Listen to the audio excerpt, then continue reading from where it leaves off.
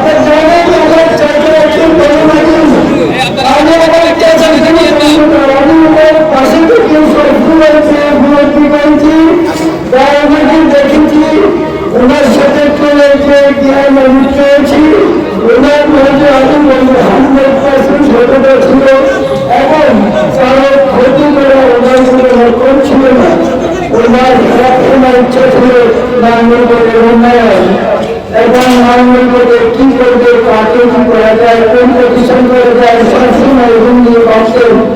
উনি এবারে ফিরে শুধু ওনার ইচ্ছা আরো কিছু বাকি ছিল, সেগুলো করার জন্য হিঁচলেন, কিন্তু আল্লাহ ওনাকে হঠাৎ করে এবারে নিয়ে গেলেন। উনি কখনোই ভাবতে পারেনি, বা আমরা যারা ওনার পাশে ছিলেন আমরাও ভাবতে পারিনি।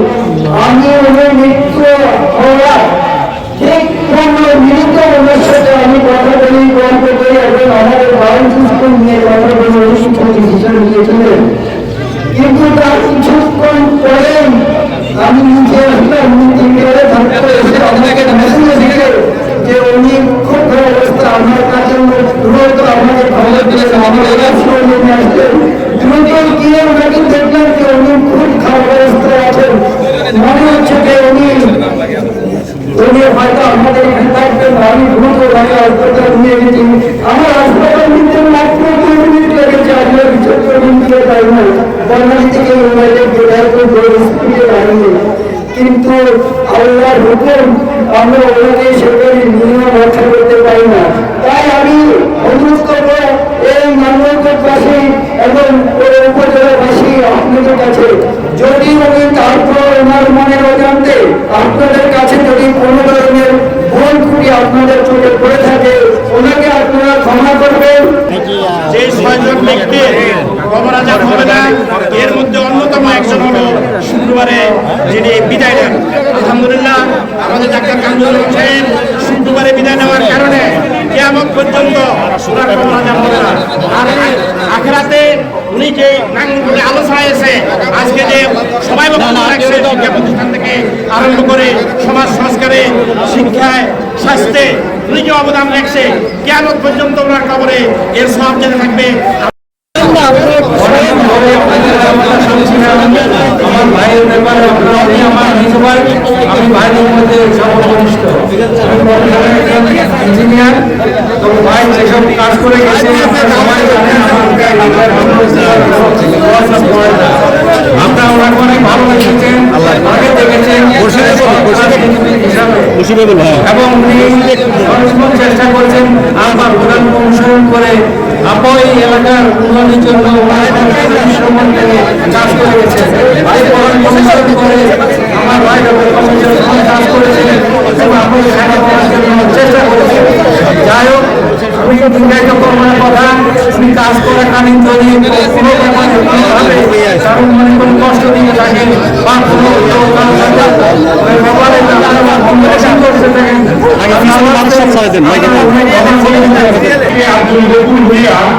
আমি যে সংসদ সদস্য এবং সংসদ সদস্য হয়েছি 2001 সালে, অবদান কিন্তু ডাক্তার কামরুজ্জামান সাহেব। আমার কৃতজ্ঞতা জানানোর ভাষা নেই। আমি ভালো মানুষের মধ্যে আমি বিচার করি, আমার হিসাবে ভালো মানুষ আমার চোখে আর কখনো পড়ে নাই।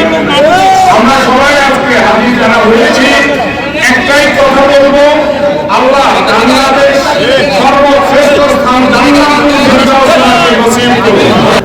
মনোনয়নের সাথে আমার পরিচয় ডাক্তার হিসাবে যে বিষয়ে ডাক্তারি করতেন, উনি বাংলাদেশের একজন নামকরা ডাক্তার ছিলেন। আমার জীবনে দেখা ভালো মানুষের মধ্যে একজন সংসদে আমার সাথে সংসদে দেখা দিয়েছে এবং সর্বত্র